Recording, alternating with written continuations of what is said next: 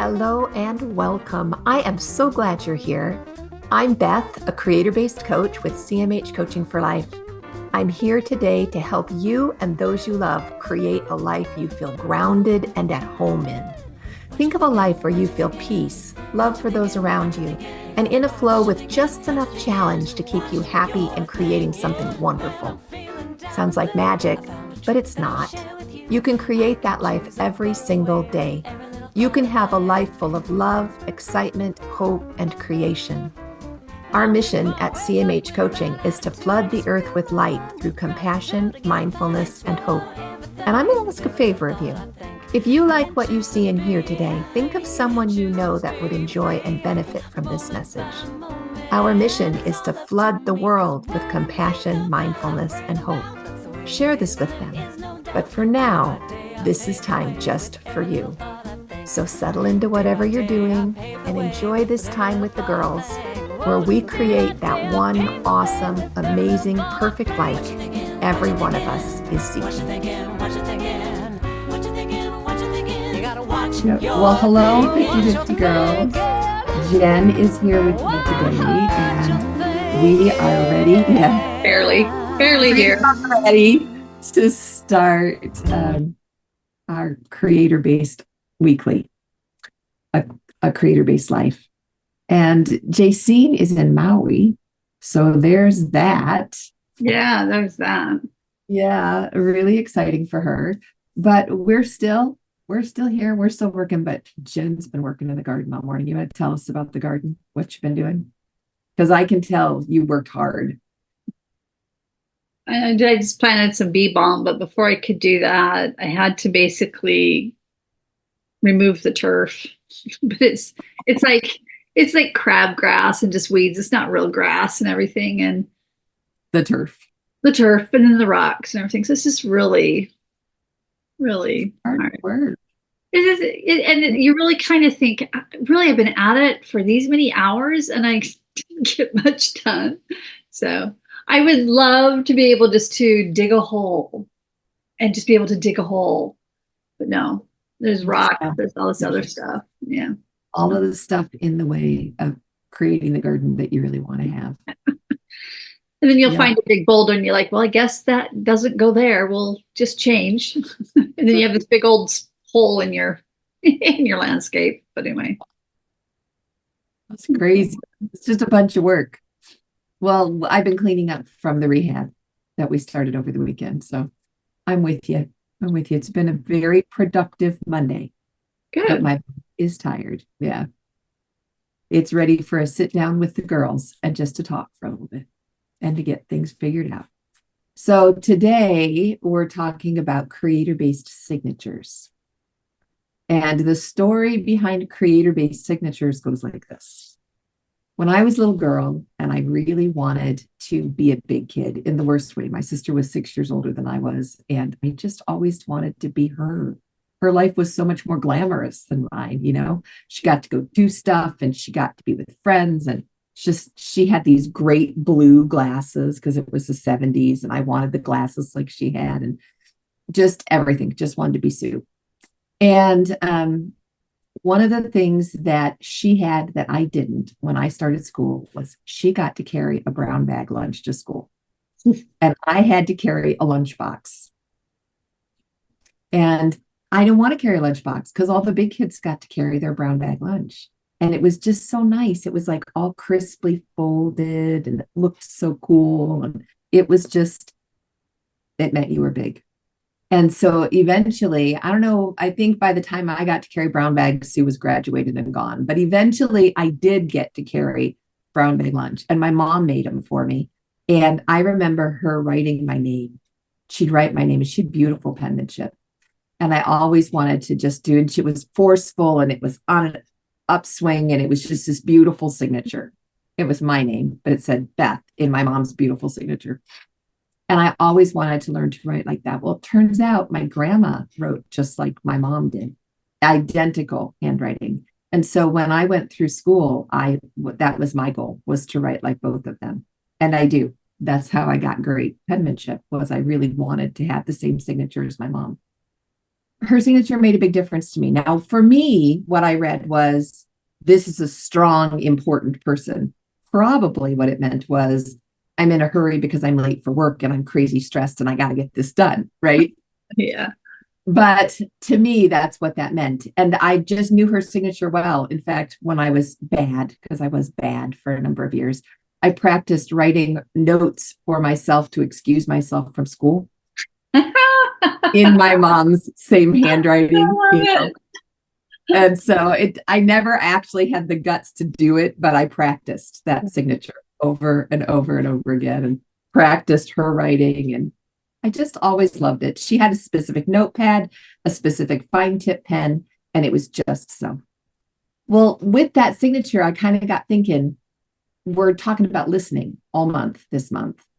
And I'm wondering, I was so observant with my mom's signature. I'm just wondering, how observant are we with our creator's signature? And this is why I was so excited to talk to you today about after you were outside all morning. Because did you notice, I mean, outside of the rocks, your creator's signature today? Well, yeah. I talk on the miracle calls. You're outside a lot of the times, and there's all kinds of signatures there. I think you call them God signs, right? Yeah. No, I just realized that my mind calms, I calm when I'm just out sitting on the ground, weeding, or, deciding where to plant a plant, or, just getting things ready, even though it's hard physical work, at times. It's just, you hear the wind. We live in a very quiet area, so it's like every once in a while you'll hear a car, but it's not like you hear city or anything like that. So you can hear the birds and the bumblebees. So it's like, I guess those are all like the signatures. Yeah. Feel the different like temperature as, like, because it was a little bit cooler and the breeze. And so, yeah. Yeah. To me, his signature is like the small miracles we see every day. Mm-hmm. Those tender mercies or serendipitous moments where things just light up just for that twinkle of a moment. And you're like, oh, that was God. Yeah. That was my creator, And so I see him, especially because we're doing this rehab. Y'all are going to get to hear about this rehab for the next month or so, because it is a huge deal. Like over the weekend, we took out all of the floors, all of the wall finishes, all of the cabinets in the kitchen, all of the counters. Like the kitchen is just an open room. It doesn't even look like it was a kitchen at any one point, except that there's plumbing sticking out of a wall in one place. But what's happening is, as we're challenged to figure out how to do something, we keep having these little moments. They're like seeing God's signature. Really fun idea came. The counter in my kitchen, was put in 1972.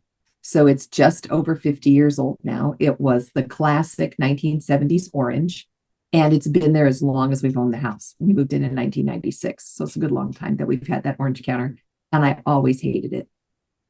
And as we were getting ready to pull it out, I had just a kind of a sad moment there for a minute. I'm like, but, and the thought came, turn it into an end table.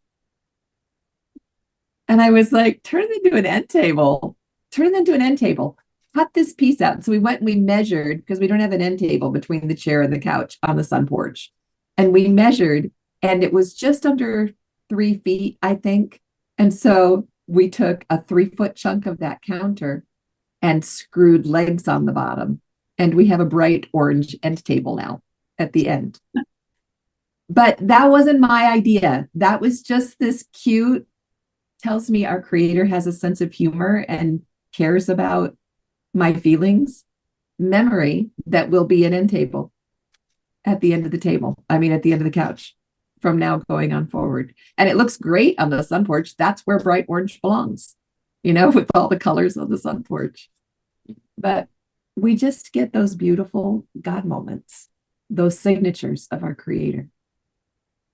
What you taught about a doctrine of signatures at one point. I think it was just in the recent Jumpstart. Yeah, it's a theory that I forgot his name already that came up. To me, it's hundreds of years old, I believe, where by looking at nature and looking at the structure of the plants, you can determine how it will help your body.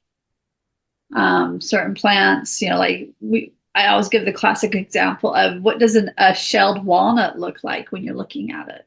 Right. I remember that from the class. It looked like the two brain. hemispheres of the brain, right, Well, in the shell.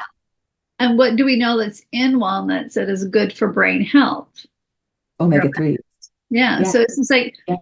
it's that theory. And you could take it even down to where it's not just so much the structure, but also the function of the plant.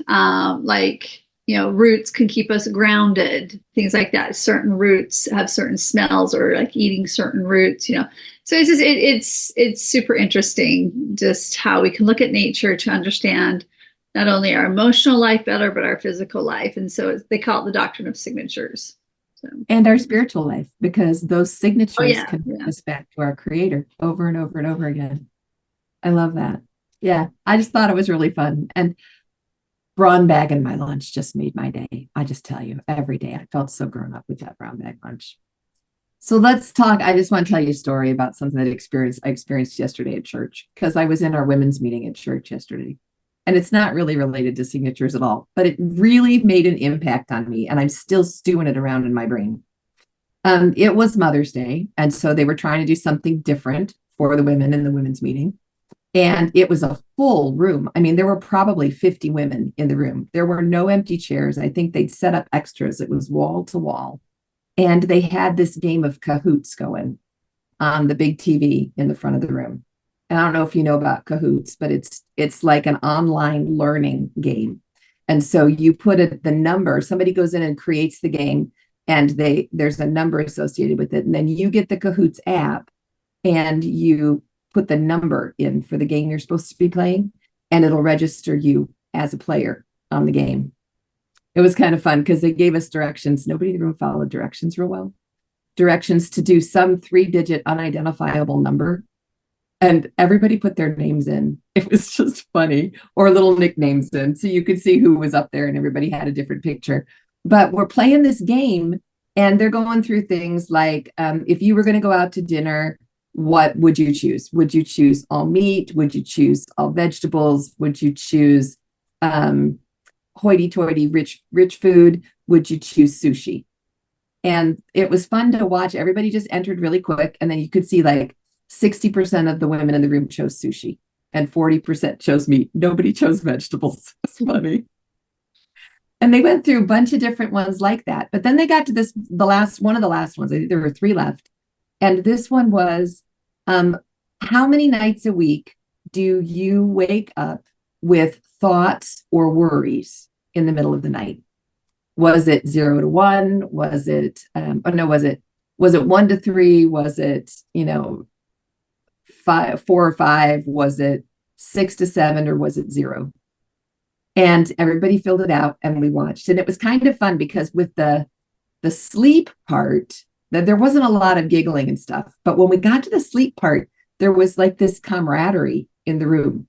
And when women were talking just a little, there were like little twitters and giggles and I didn't really understand until I saw all of the numbers come up. And of all of the people in the room that had signed in, there were only 5 that put that they slept through the night regularly. Just 5. And they asked for a show of hands, even if you're comfortable, they're like, raise your hand if you sleep through the night. And we really only counted 5 women who slept through the night. And everybody in the room just kind of turned on them and said, tell me how, I want to know how. But it was amazing to me that out of 50 women, only 5, that's 10%, slept through the night. Wow. And I know you don't sleep through the night. I don't sleep through the night. Jacine doesn't sleep through the night. I sleep for all through the different night. reasons. No. You have a hard time going to I have a hard time going to sleep, but once I'm asleep, I'll sleep through the night. Yeah. You sleep solidly through. Yeah. I routinely wake up 2 or 3 times a night, but I go right back to sleep. but I didn't used to. I used to wake up and I was in that pattern of, oh my gosh, I need to go back to sleep. I can't be awake right now. I've got all of this, and I get myself going, and I train myself out of that. And I know Jacine was doing the same thing, but I wondered, I'm like, is that like universal? Was that little bit of women, that 50 women in the room, is that universal? And so I really want to find out, is it really 90% of women don't sleep through the night or have some kind of sleep disruption? Yeah. Because I need, if there really is something like that out there. I do, I'll have to take some of this back, because there was a period in my life when, yes, I would wake up in the middle of the night because I had hot flashes. Oh yeah. That's so real common for us all. Yeah. But that's not happening anymore during the night. So that's, that's a good thing. But normally, so yeah, I kind of wonder if maybe some of the reasons why us women wake up is because it's a physical thing, and then our brain just kicks in. Because we have an old pattern of worrying. I remember in high school, even waking up in the middle of the night, worried about being too tired the next morning, or worried about a test, or something like that, or something that was happening, and then ruminating on it in the middle of the night. The hot flash thing, if I wake up in the middle of the night because I'm too warm, I know to up my herbs. Mm-hmm. And as soon as I up my herbs, then I'm good. And I'll take them for a while, and then I'll stop taking them again. And I'll go, I don't know, 3-4 months, and then wake up with a hot flash at night and think, oh, okay, my body needs some more again. So I know that works for me. But for you girls that are listening, and you people, if you wouldn't mind, if you don't sleep well, please put it in the comments, because we want to know, and we're going to work out. I mean, we sleep. I for one sleep way better than I did 10 years ago, but only because I figured out how, And for you, Jen, I know it's kind of the same thing. You've got a lot of good tips and tricks that you use for sleeping better. Get myself to sleep. Yeah. Yeah. So let's just share a couple things before we wind up. So what do you do to help yourself go to sleep? Well, I'm a hypnotherapist, so I do a lot of meditation stuff. And sometimes, I have this great app, Grace Space. I love the Grace app. Yes. And because what's interesting is the theta state where that is that your brain gets into meditation is just right next to going into delta, which is sleep. So a lot of times, if I can get myself into that relaxed theta state through that app, then I'm just gone. But there are times when I have my worry box or my God box where it's like I literally have to tell myself, we need to stop thinking about this. Let's just put this aside. Yeah. Well, and I envision myself. I envision myself in my room, and I get up out of bed. Not literally. I envision myself doing this. Okay, so you see yourself in your mind's eye getting out of bed. My mind, getting up out of bed and walking into a different part of my house, the living room, wherever. And there's a shelf, and on that shelf is a box. Not really, but in my mind, but this is all in your mind's eye. You can just play it out in your mind. Yeah. I don't even really have one shelf with that box in my house. It's just all in my head.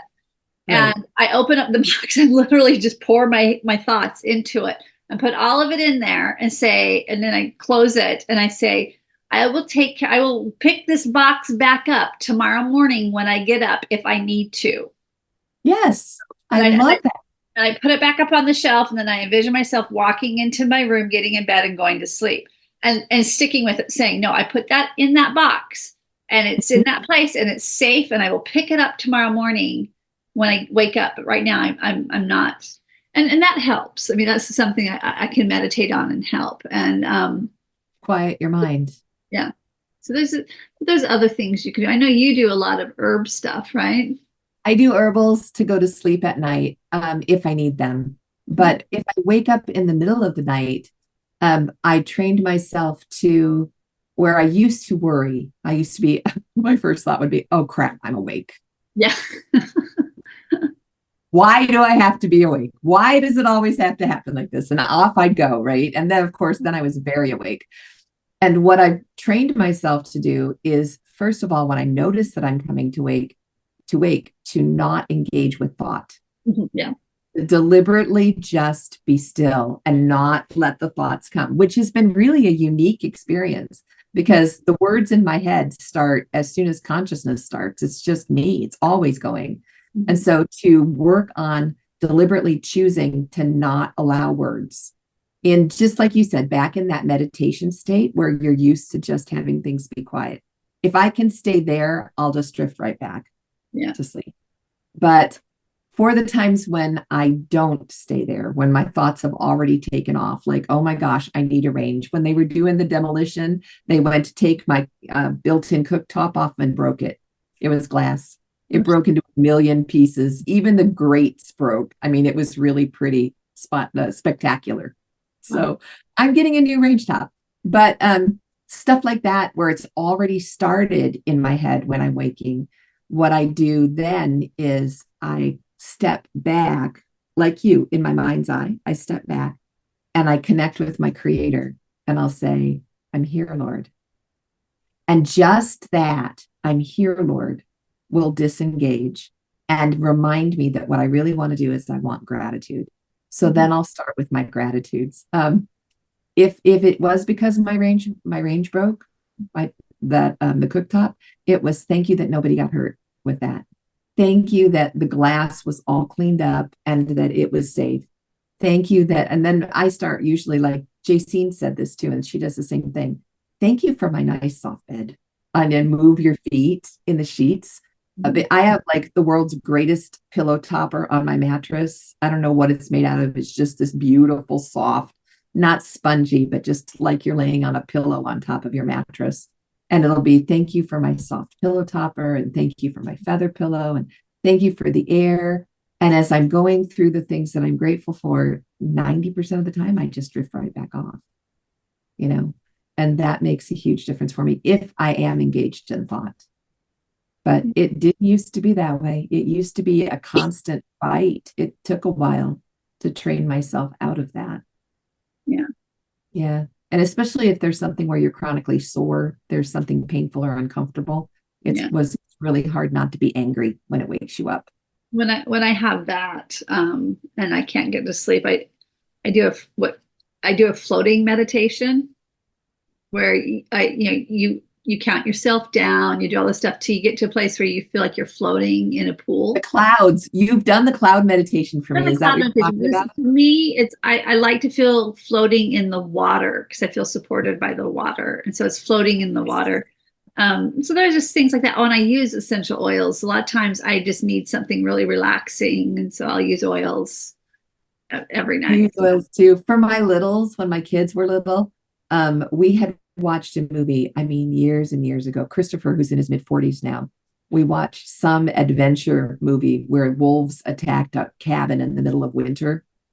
And it was such an experience for him that he was really afraid that there would be wolves at the windows at night. It was really scary. And somehow he being the oldest, that perpetuated. And so even all the way down to Seth and Jared, I remember Seth and Jared were worried that there would be wolves. And maybe part of it's because we live out in the in the country on lots of acreage, and they'd hear the coyotes at night. But either way, they were afraid about wolves. And so we would make wolf spray to keep the wolves away.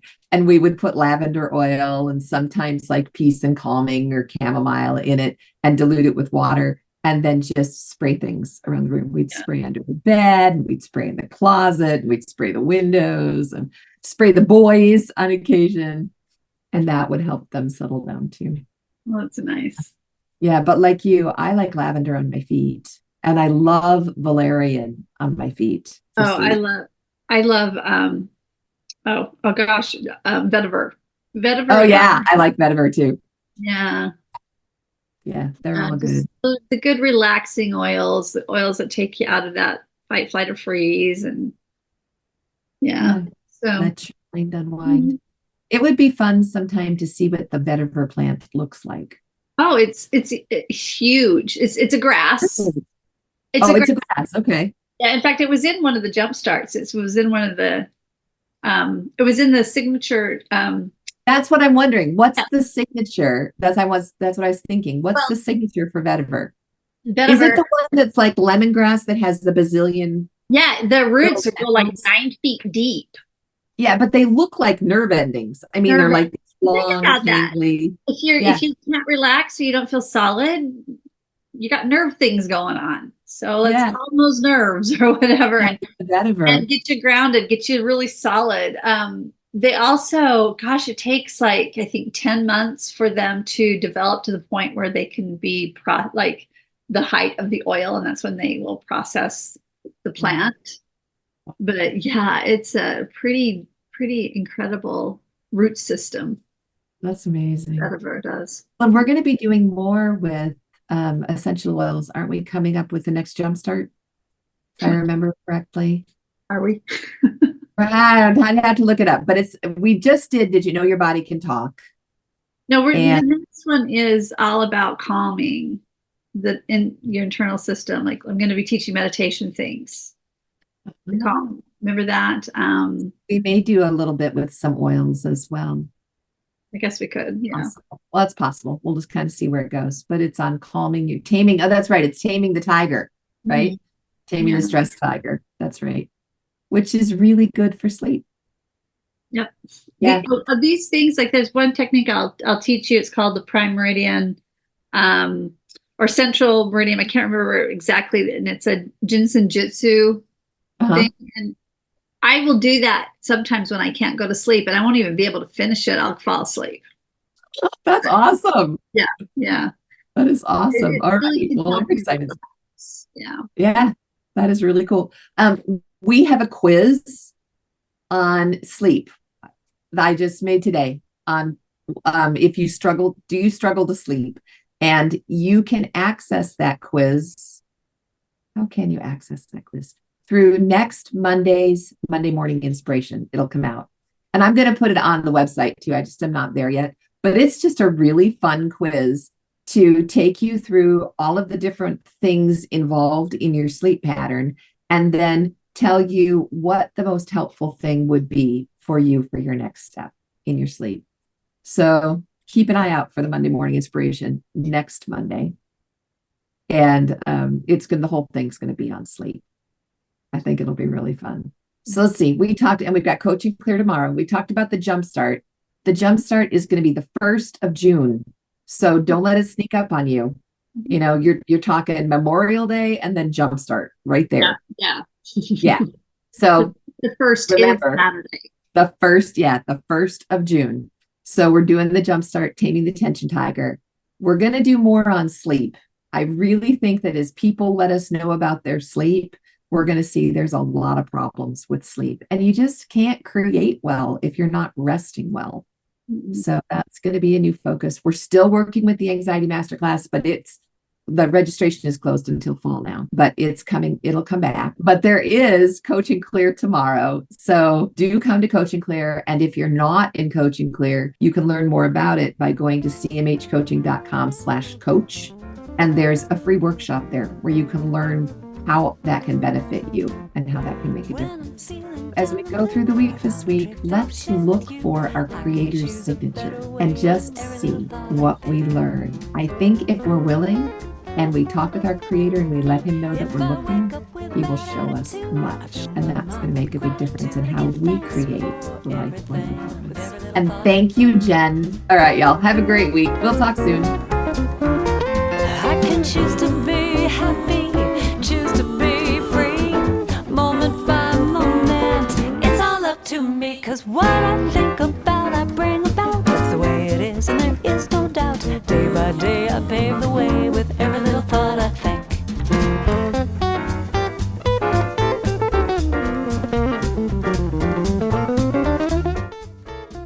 Hey, thanks for joining us today in A Creator-Based Life. I hope you felt that compassion, mindfulness, and hope you came seeking today. You can find more of it at cmhcoaching.com or on linktree/cmhcoaching. Of course, any social media outlet, we're there too.